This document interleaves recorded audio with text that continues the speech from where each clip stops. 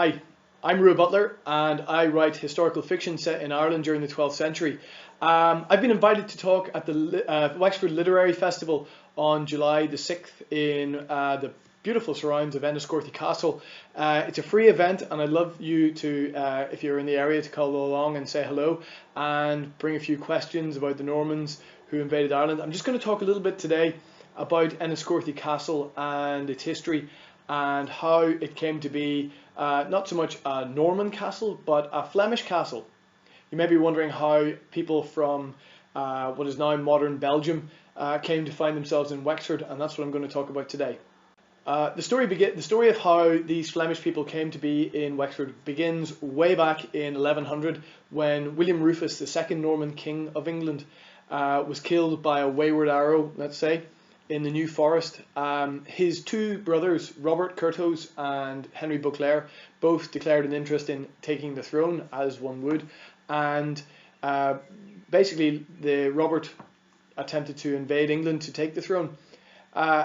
Henry managed to claim it for himself and become King Henry I by giving a bribe to Robert to go back to Normandy, and this left all Robert's supporters, who were a fair few in England at the time, rather high and dry. Primary amongst Robert's supporters was a family called Montgomery. They had been companions of William the Conqueror when he had come over to England in 1066 and had been granted lands, huge vast lands, from Shrewsbury in England to Yorkshire. They also had an estate at Bellemé in Normandy, and also they had recently conquered Pembroke or Pembrokeshire in West Wales. With Robert going back to Normandy, it left the Montgomerys fighting against a king who did not like them or trust them.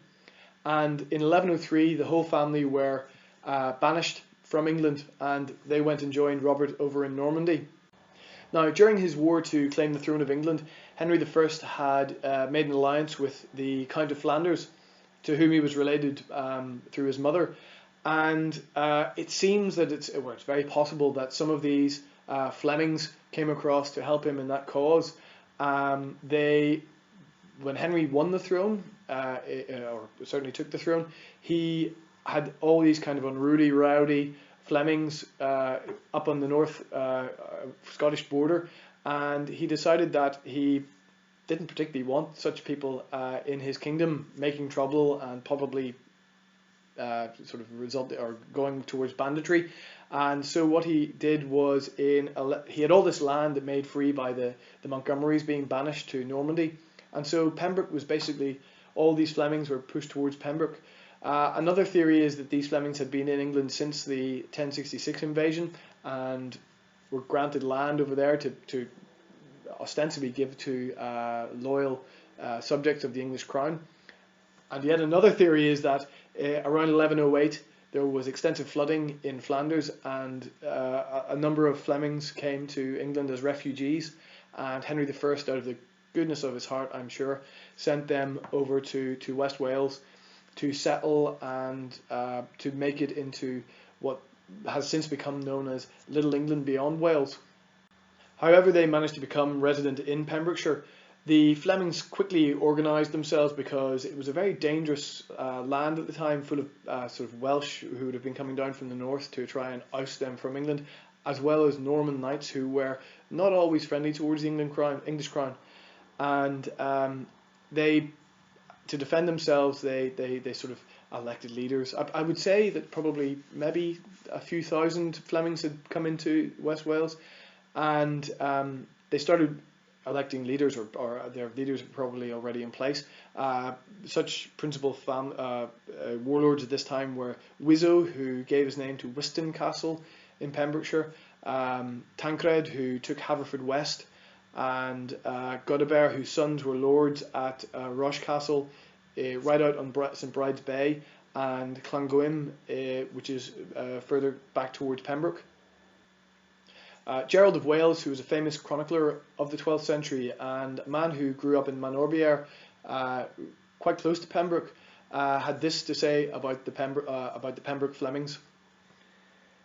He said that they were brave and robust, highly skilled in the wool trade, ready to work hard and face danger by land or sea in pursuit of gain, and as time and opportunity offer, prompt to turn their hand to the sword or the ploughshare. He also said that they were very hostile to the Welsh and in perpetual state of conflict with them. One of these Flemish warlords who was resident in Wales was a man called Maurice de Prendergast, and his lands were, we believe, on the heights above Haverfordwest on the other side of the Clodagh River, and he would have been a pretty significant a man on the March of Wales. In 1169, Maurice became one of the main leaders of the Norman invasion of Ireland,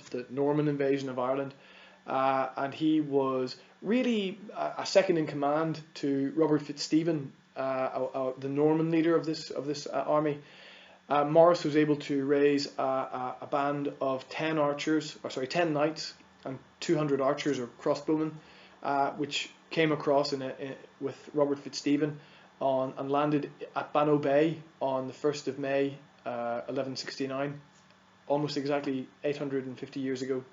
To find out what happened at that time with Maurice and Robert Fitzstephen, I suggest you read my book, Swordland, which charts the year 1169 and everything that happened, and it is an amazing story of how this little band of Normans and Flemings came across to Ireland and were able to conquer the Viking city of Wexford in 1169. So do check that out. I'll put all the details of my 3 books in the description. Maurice proved to be one of the most noble and brave men to come across from Wales and take part in the Norman invasion of Ireland.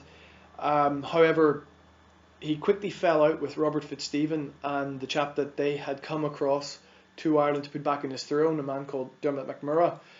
And this led to Maurice going back to Wales. However, in 1170, a year later, he fell in with the man best known or in conjunction with the Norman invasion, a man called Strongbow, who we know, or well, who is better remembered as Strongbow. His real name was Richard de Clare, and he and Maurice de Prendergast came back to Ireland in 1170, landing at Passage East in Waterford. I started this by talking about the link between Enniscorthy and the Flemings, and to do that we have to go to look at the connection between the family of Strongbow and the Prendergasts. In 1171, Strongbow married his only sister, his only sibling, Basilia, to a chap called Robert de Quincy. We don't really know a lot about Robert de Quincy, but this is an extremely important marriage. It meant that he was not only Lord of the Duffrey, which is an area of forest running between Enniscorthy and the Blackstairs Mountains to the west, but it also meant that he was given the hereditary position of standard bearer and constable of Leinster, really commander of Strongbow's armies in Ireland. However, a few months after he had married and his first child, a daughter called Maud de Quincy, had been born, Robert de Quincy was killed in battle against the O'Dempseys, and this caused a little bit of an issue because another of Strongbow's chief warlords, a guy called Raymond le Gros, or Raymond de Carew, who is the hero of Lord of the Sea Castle and my 3rd book, The Earl Strongbow. Raymond wanted to marry Basilia. Now, whether this was a marriage for purely ambition or love, we don't really know. I presume the latter. But he demanded Basilia's hand in marriage, and Strongbow laughed him off. He said no. He completely refused him, which caused Raymond to go off to Wales. To make matters worse, Strongbow gave this role of constable, the commander of his army, to Raymond's most dreadful rival, Harvey de Montmorency. Thankfully for Raymond, Harvey proved to be an absolute disaster, getting nearly half the Norman army massacred in 1174 in Tipperary. This caused a general revolt of the Irish against the Normans, and it almost could have genuinely seen the Normans expelled from Ireland. But for one thing, Raymond came back across the sea and arrived just at the best possible moment and won a series of stunning victories against the Irish, which actually culminated in the capture of Limerick in 1175. And as a reward, he was married to Basilia and became, through his new stepdaughter, Maud de Quincey, Constable of Leinster. It seems likely that Raymond was the first man to fortify Enniscorthy, probably with a Motte and Bailey, a wooden and earth castle, but he ruled the Duffrey, Dovetier, for the remainder of Maud's minority as her guardian. We don't know when Raymond died, but we believe it to be between 1189 and 1198, somewhere in that stretch, and so it seems more than likely that he was behind the marriage of Maud de Quincey to Maurice de Prendergast's eldest son Philip around 1190, when she would have come of marriageable age. Through this marriage, Philip came into ownership of Enniscorthy and the Duffrey and became, in reality, the hereditary Constable of Leinster. Why Raymond would have put Philip into this position, we just don't know. He could, of course, have kept Maud without a husband, I presume, but he married her off to Philip de Prendergast, who he obviously trusted and perhaps had a relationship with. 1190, this was a very interesting period in Ireland. The Strongbow was long dead. His daughter had just turned 17 and had just married the year before to the very famous William Marshall, who had therefore become into ownership of Leinster through his wife. And I would imagine that Marshall wanted to put people into positions of power in Leinster who he knew and who he trusted, because he had no impact or no relationship with the men who had conquered Ireland, Raymond le Gros, Maurice de Prendergast, any of these men. And so he would have wanted his own men in positions of power, such as the position of constable. So perhaps it was a challenge to Marshall's power that Raymond put Philip de Prendergast, or married Maud off to Philip de Prendergast in 1190, to make sure that he had a man in a position of power who Raymond could control. In any event, Philip became the Lord of Enniscorthy, and it may have been him who rebuilt the castle in stone. It may have been his eldest son with Maud de Quincey, Gerald Prendergast. But certainly by 1230, we had a stone castle at Enniscorthy, and obviously that's how it became to be a Flemish castle rather than a Norman castle. Other branches of the Prendergast family would settle in South Tipperary around Newcastle and Ardfinnan, and another again would go up into Connaught and would settle in Mayo, and some of whom took the name MacMorris to remember their link to the most famous of their clan, Maurice de Prendergast. Just a little side note, it's my belief that Philip de Prendergast, the second of this line, who married Maud, was the commissioner. He commissioned the epic poem, The Song of Dermot and the Earl, which is one of our primary sources that we really look to when we're looking at the Norman invasion of Ireland.